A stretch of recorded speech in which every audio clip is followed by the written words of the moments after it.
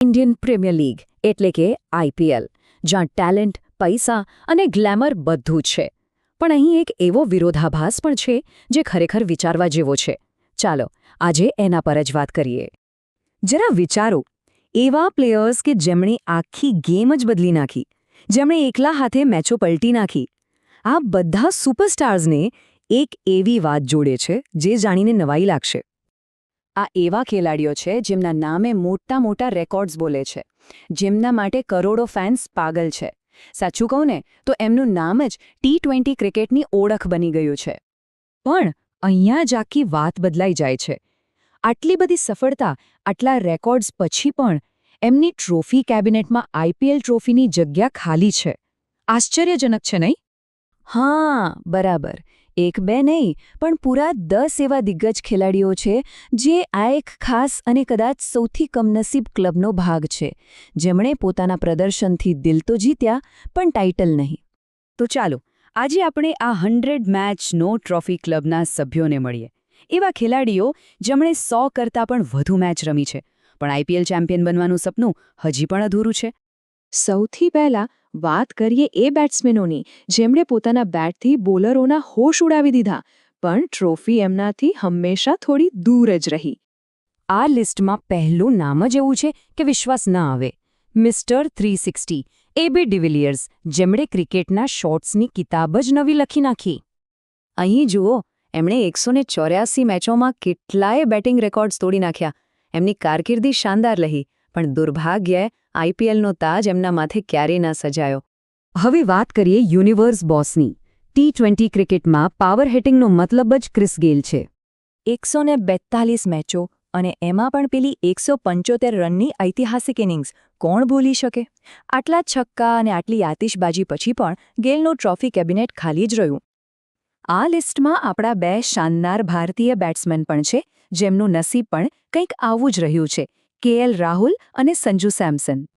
બંનેએ સતત રન બનાવ્યા છે, પોતાની ટીમોની કેપ્ટનશીપ પણ કરી છે, પણ જીતની ટ્રોફી હજી એમના હાથમાં નથી આવી. રાહુલે 145 મેચ રમી, સેમસને 177, પણ પરિણામ એક સરખું. ચાલો હવે ફોકસ બેટ્સમેન પરથી હટાવીને બોલર્સ પર લાવીએ. તમને જાણીને નવાઈ લાગશે કે લીગના કેટલાક સૌથી સફળ બોલરો પણ આ જ ક્લબનો હિસ્સો છે. અને આ રહ્યા એ બે લેગ સ્પિનના જાદુગરો જેમણે વર્ષો સુધી પોતાની ફિરકી પર બેટ્સમેનોને નચાવ્યા છે, યુઝવેન્દ્ર ચહલ અને અમિત મિશ્રા. આ જુઓ, એક તરફ ચહલ છે, જે 174 મેચો સાથે લીગના સૌથી સફળ બોલરોમાંનો એક છે, અને બીજી તરફ છે અમિત મિશ્રા, જેમણે 162 મેચોમાં 3 હેટ્રિક લેવાનો અનોખો રેકોર્ડ બનાવ્યો છે. છતાં બંને માટે ટ્રોફી એક સપનું જ બનીને રહી ગઈ છે. આ લિસ્ટમાં એક બીજો પણ કુશળ બોલર છે જે નવા બોલથી પોતાની સ્વિંગ માટે બહુ જાણીતો છે, સંદીપ શર્મા.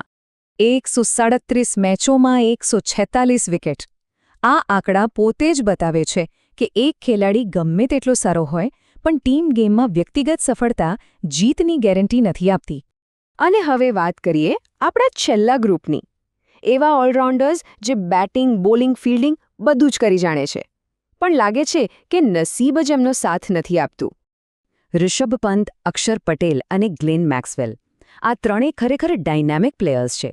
પંતની આક્રમકતા, પટેલની ભરોસાપાત્રતા અને મેક્સવેલની વિસ્ફોટક ઓલરાઉન્ડ ક્ષમતા હોવા છતાં આ ત્રણેય આજે પણ પોતાની પહેલી આઈપીએલ ટ્રોફીની રાહ જોઈ રહ્યા છે. એટલે એક બહુ મોટો સવાલ મનમાં આવે છે, શું આ બધા દિગ્ગજોની નિષ્ફળતા પાછળ ખાલી ખરાબ નસીબ જ જવાબદાર છે, કે પછી કારણ કંઈક બીજું છે? જો આપણે આ વાતનું ઊંડાણપૂર્વક વિશ્લેષણ કરીએ તો એક વાત સ્પષ્ટ થાય છે. આઈપીએલ જેવી ટૂર્નામેન્ટ જીતવા માટે ખાલી વ્યક્તિગત ટેલેન્ટ પૂરતું નથી. તો મુખ્ય વાત એ છે કે આઈપીએલ એક ટીમ ગેમ છે. અહીં સ્ટાર પ્લેયર્સ કરતાં ટીમનું બેલેન્સ વધારે મહત્વનું છે. ટી20 ક્રિકેટ ક્યારે પલટી જાય એ કોઈ કહી ન શકે, અને સાચા સમય, સાચી રણનીતિ જ ટીમને ચેમ્પિયન બનાવે છે. અને આખી વાતનો સાર આ એક વાક્યમાં આવી જાય છે. આઈપીએલ સાબિત કરે છે કે ચેમ્પિયન્સની ટીમ હોવું અને ચેમ્પિયન ટીમ બનવું એ બંનેમાં બહુ મોટો ફરક છે. તો આ વિશ્લેષણ અહીં પૂરું થાય છે, પણ એક સવાલ છોડી જાય છે. આ 10 દિગ્ગજોમાંથી કોણ સૌથી પહેલો ખેલાડી બનશે જે આ અનિચ્છનીય ક્લબને અલવિદા કહેશે? આનો જવાબ તો આવનારો સમય જ આપશે.